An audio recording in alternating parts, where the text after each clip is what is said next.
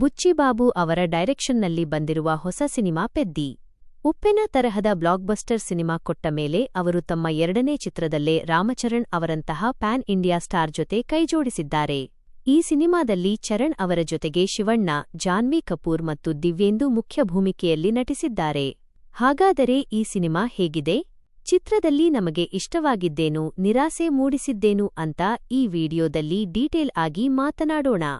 Hi ಎಲ್ಲರಿಗೂ ನಮಸ್ಕಾರ and welcome back to my YouTube channel. ನಮ್ಮ ವಿಡಿಯೋಗಳು ನಿಮಗೆ ಇಷ್ಟ ಆಗ್ತಾ ಇದ್ರೆ ಮರೆಯದೆ ಚಾನೆಲ್ ಅನ್ನು ಸಬ್ಸ್ಕ್ರೈಬ್ ಮಾಡಿಕೊಳ್ಳಿ, ಹಾಗೆ ಈ ವಿಡಿಯೋಗೊಂದು ಲೈಕ್ ಕೊಡಿ. ಸಿನಿಮಾದ ಫಸ್ಟ್ ಲುಕ್, ಆ ಕುಸ್ತಿ ಅಖಾಡದ ಟೀಸರ್ ನೋಡಿದಾಗ ಚಿತ್ರದ ಮೇಲೆ ಸಿಕ್ಕಾಪಟ್ಟೆ ಹೈಪ್ ಕ್ರಿಯೇಟ್ ಆಗಿತ್ತು. ಒಂದು ಕಂಪ್ಲೀಟ್ ರಾ ಅಂಡ್ ರೂಟೆಡ್ ಕಥೆಯನ್ನು ನೋಡಬಹುದು ಅನ್ಕೊಂಡಿದ್ದೆ. ಆದರೆ ಟ್ರೈಲರ್ ಬಂದಾಗ ಆ ನಿರೀಕ್ಷೆ ಸ್ವಲ್ಪ ಮಟ್ಟಿಗೆ ಉಲ್ಟಾ ಆಯಿತು. ಅಷ್ಟು ಕನೆಕ್ಟ್ ಆಗುವ ಕಥೆಗೆ ಯಾಕೆ ಇಷ್ಟೊಂದು ಕಮರ್ಷಿಯಲ್ ಸಾಲ್ಟ್ ಆಡ್ ಮಾಡಿದ್ದಾರೆ ಅನಿಸಿ ಎಕ್ಸೈಟ್ಮೆಂಟ್ ಕೊಂಚ ಕಮ್ಮಿಯಾಗಿತ್ತು. ಚಿತ್ರದ ಒನ್ಲೈನ್ ಸ್ಟೋರಿ ಬಗ್ಗೆ ಹೇಳಬೇಕಾದರೆ ಇದರಲ್ಲಿ ಹೀರೋ ಪೆದ್ದಿ ಒಬ್ಬ ಮಲ್ಟಿ ಟ್ಯಾಲೆಂಟೆಡ್ ಸ್ಪೋರ್ಟ್ಸ್ಮನ್. ಅವನು ಕುಸ್ತಿಪಟು ಹೌದು, ಕ್ರಿಕೆಟ್ ಪ್ಲೇಯರ್ ಹೌದು, ಜೊತೆಗೆ ರನ್ನರ್ ಕೂಡ ಹೌದು. ಒಬ್ಬನೇ ವ್ಯಕ್ತಿ ಇಷ್ಟೆಲ್ಲ ಕ್ರೀಡೆಗಳ ಕಡೆ ಮುಖ ಮಾಡಿದ್ದು ಯಾಕೆ, ಅದರ ಹಿಂದಿರುವ ಅಸಲಿ ರಹಸ್ಯವೇನು ಮತ್ತು ಕೊನೆಗೆ ಅವನು ಸಾಧಿಸುವುದೇನು ಅನ್ನೋದೇ ಸಿನಿಮಾದ ಮುಖ್ಯ ಕಥಾವಸ್ತು. ಸಿನಿಮಾ ಶುರುವಾದ ತಕ್ಷಣ ನಮಗೆ ಕನೆಕ್ಟ್ ಆಗುವುದು ಬುಚ್ಚಿಬಾಬು ಅವರು ಕ್ರಿಯೇಟ್ ಮಾಡಿರುವ ಆ ಲೋಕ. ಉಪ್ಪೆನ ಸಿನಿಮಾದ ತರಹನೇ ಇಲ್ಲೂ ಕೂಡ ಕರಾವಳಿ ತೀರದ ವಾತಾವರಣ, ಅಲ್ಲಿನ ಜನರ ಆಡುಭಾಷೆ ಮತ್ತು ಅವರ ಲೈಫ್ ಸ್ಟೈಲ್ ಅನ್ನು ತುಂಬಾ ನ್ಯಾಚುರಲ್ ಆಗಿ ಸೆಟ್ ಮಾಡಿದ್ದಾರೆ. ಈ ಸಿನಿಮಾದ ಅತಿ ದೊಡ್ಡ ಪ್ಲಸ್ ಪಾಯಿಂಟ್ ಅಂದರೆ ಅದು ರಾಮಚರಣ್ ಅವರ ನಟನೆ ಮತ್ತು ಸ್ಕ್ರೀನ್ ಪ್ರೆಸೆನ್ಸ್. ಈ ಕ್ಯಾರೆಕ್ಟರ್ಗಾಗಿ ಅವರು ಪಟ್ಟಿರುವ ಶ್ರಮ ಎದ್ದು ಕಾಣುತ್ತದೆ. ಅವರ ಫಿಸಿಕಲ್ ಟ್ರಾನ್ಸ್ಫಾರ್ಮೇಷನ್ ಇರಬಹುದು, ಆ ಪಾತ್ರದ ಮ್ಯಾನರಿಸಂ ಇರಬಹುದು, ಎಲ್ಲದರಲ್ಲೂ 100% ಕಮಿಟ್ಮೆಂಟ್ ತೋರಿಸಿದ್ದಾರೆ. ಎಮೋಷನಲ್ ಸೀನ್ಗಳಲ್ಲಂತೂ ಅದ್ಭುತವಾಗಿ ನಟಿಸಿ ಆಡಿಯನ್ಸ್ ಕಣ್ಣು ಒದ್ದೆ ಮಾಡಿಸುತ್ತಾರೆ. ಸಿನಿಮಾ ಎಲ್ಲೆಲ್ಲಿ ಸ್ಲೋ ಅನಿಸುತ್ತದೋ ಅಲ್ಲೆಲ್ಲ ಚರಣ್ ತಮ್ಮ ಒಂಟಿ ಹೆಗಲ ಮೇಲೆ ಸಿನಿಮಾವನ್ನು ಮುನ್ನಡೆಸಿದ್ದಾರೆ. ಇನ್ನು ಚಿತ್ರದಲ್ಲಿ ಕುಸ್ತಿ ಕೋಚ್ ಆಗಿ ಶಿವಣ್ಣ ಅವರ ಎಂಟ್ರಿ ಸಿನಿಮಾದ ತೂಕವನ್ನು ಹೆಚ್ಚಿಸಿದೆ. ಅವರ ಕ್ಯಾರೆಕ್ಟರ್ಗೆ ಒಂದು ಅದ್ಭುತ ಗಾಂಭೀರ್ಯವಿತ್ತು. ಎಂದಿನಂತೆ ಅವರ ಸ್ಕ್ರೀನ್ ಪ್ರೆಸೆನ್ಸ್ನಲ್ಲಿ ಒಂದು ಸಾಲಿಡ್ ಖದರ್ ಇತ್ತು. ಆದರೆ ಇಷ್ಟು ದೊಡ್ಡ ಸ್ಟಾರ್ ಅನ್ನು ಇನ್ನೂ ಚೆನ್ನಾಗಿ ಬಳಸಿಕೊಳ್ಳಬಹುದಿತ್ತು ಎಂಬ ಸಣ್ಣ ಬೇಸರ ಕಾಡುತ್ತದೆ.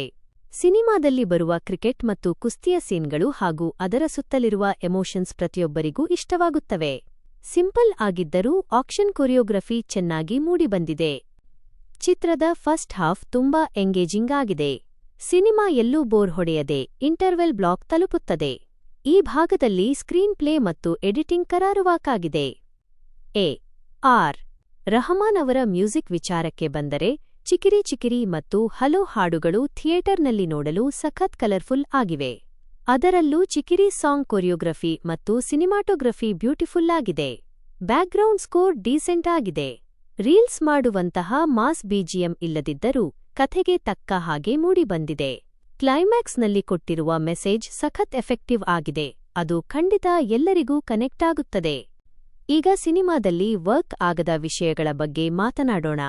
ಚಿತ್ರದ ಮುಖ್ಯ ಮೈನಸ್ ಅಂದರೆ ಅದು ಲವ್ ಟ್ರ್ಯಾಕ್ ಮತ್ತು ಜಾನ್ವಿ ಕಪೂರ್ ಅವರ ಕ್ಯಾರೆಕ್ಟರ್.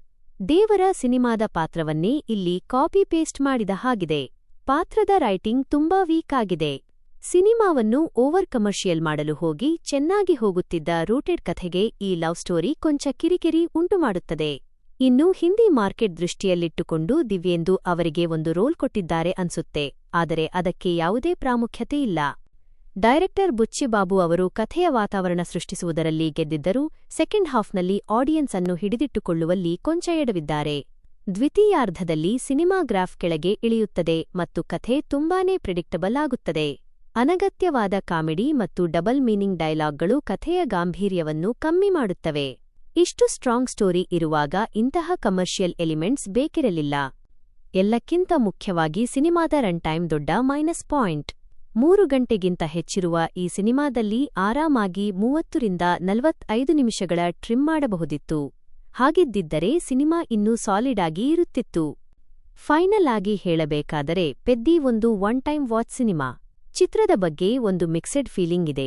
ನಾವು ಎಂಜಾಯ್ ಮಾಡುವಂತಹ ಸೀನ್ಗಳು ಸಾಕಷ್ಟಿದ್ದರೂ ಅನಗತ್ಯ ಲವ್ ಟ್ರ್ಯಾಕ್ ಮತ್ತು ರನ್ ಟೈಮ್ ಸಿನಿಮಾದ ಒಟ್ಟಾರೆ ಇಂಪ್ಯಾಕ್ಟ್ ಅನ್ನು ಕಡಿಮೆ ಮಾಡುತ್ತದೆ. ಸೊ ಇದಾಗಿತ್ತು ಪೆದ್ದಿ ಚಿತ್ರದ ನನ್ನ ಪ್ರಾಮಾಣಿಕ ವಿಮರ್ಶೆ. ನೀವು ಈಗಾಗಲೇ ಈ ಸಿನಿಮಾ ನೋಡಿದ್ದರೆ ನಿಮಗೇನನಿಸಿತು ಅಂತ ಕೆಳಗೆ ಕಮೆಂಟ್ ಮಾಡಿ ತಿಳಿಸಿ.